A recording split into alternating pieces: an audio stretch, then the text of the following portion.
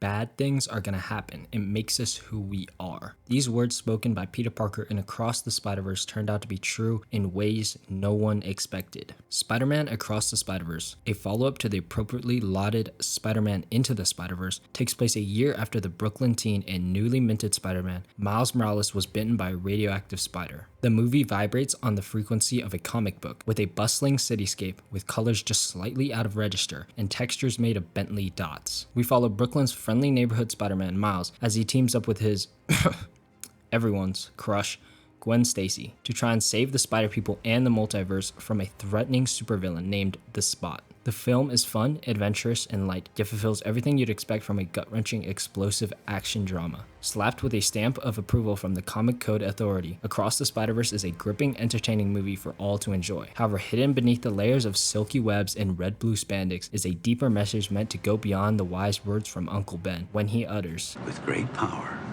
comes great responsibility." Though the Spider-Verse is clearly expanding outward, the basic premise of Spider-Man as a superhero is to do heroic things despite his context and condition. He's a teenager, so the whole superpower thing is a metaphor for the changes people go through while growing up, but the pains of growing up are not just physical.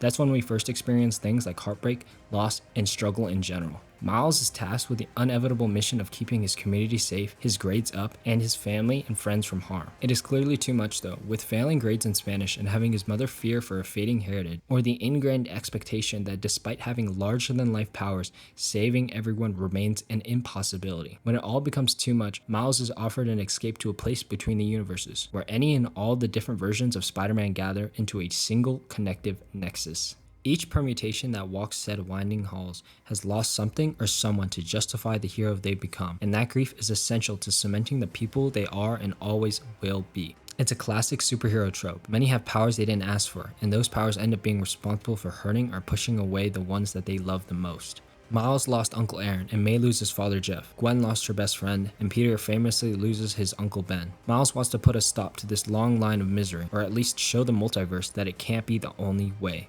The first film showed us that change was possible, and how grief, rejection, or denial can be overcome with the help of others and a determined attitude. Gwen Stacy discovers a reason to keep on going in the love she holds for Miles, while Peter B. Parker evolves from a pizza-loving loner to a caring father after getting back with MJ. Spider-Man Noir is still busy punching Nazis, but almost every character from the previous film grew as a consequence of meeting Miles Morales and understanding that Spider-Man is far more than saving the world consumed by grief. You can rise out of that trauma and shape something new that is ultimately worth the effort. This is where we meet Miguel O'Hara, better known as Spider-Man 2099, the leader of the Spider Society and one of Miles Morales' most persistent foes in the film. This isn't to say that the film stops him from being a hero.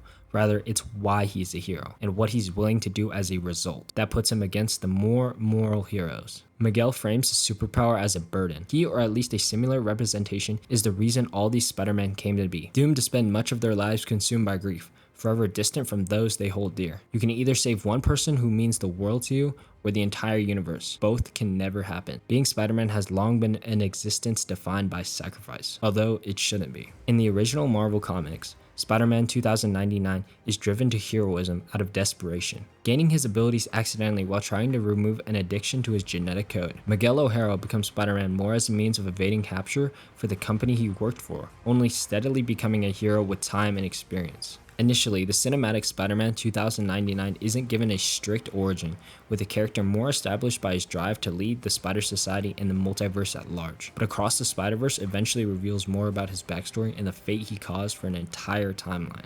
After discovering the damage wrought on the multiverse in the aftermath of Into the Spider-Verse, Miguel formed the Spider Society to fix any problems or rips in timelines. However, their mission introduced him to a reality similar to his. In this timeline, Miguel O'Hara had successfully been able to start a family. When that world's Miguel died, Spider-Man 2099 gave into temptation and relocated there.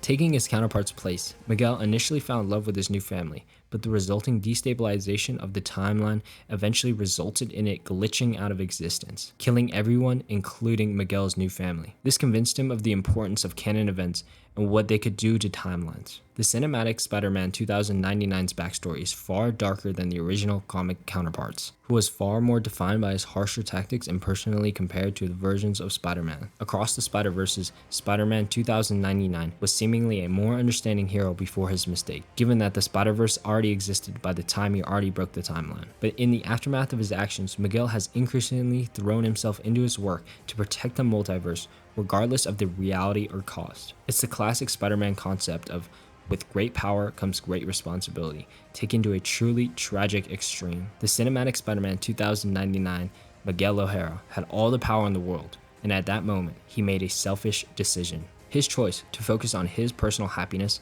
instead of the greater good got an entire timeline wiped out. He now bears the guilt for that action, further isolating him from his fellow heroes. Entire timelines can be doomed by the heroes not following through on their heroic duties, something that seemingly haunts Miguel and explains his frustration with Miles for refusing to take the lesson of his experiences. But Miles is the start of a new generation, a vision of Spider-Man that wants to make his own decisions and not be controlled by a multiverse concept of destiny that everyone around him seems so afraid of changing. He shouldn't have to watch people die nor reject the chance to protect them, and Miguel seems so scared of chasing that idea that Miles must be stopped at all costs. Perhaps he knows something we don't, or has seen this cycle play out endless times. A spark is required to ignite the flames of change, and Miles Morales could be the rebel this tired concept of superheroes so desperately need. He not only fights for his loved ones and the community that brought him up, but also the person he one day wants to be. He is going to be flawed, he is going to make mistakes, possibly lose people on the way, but a refusal to try when the whole world stands before him is foolish. And so he rushes forth with an army of Spider-Man at his back. There might be a bigger bad waiting in the wings, but this message of self-acceptance and striving for a destiny that not only means something, but belongs to you is immensely powerful. Thank you so much for watching. Leave any criticisms in the comments below.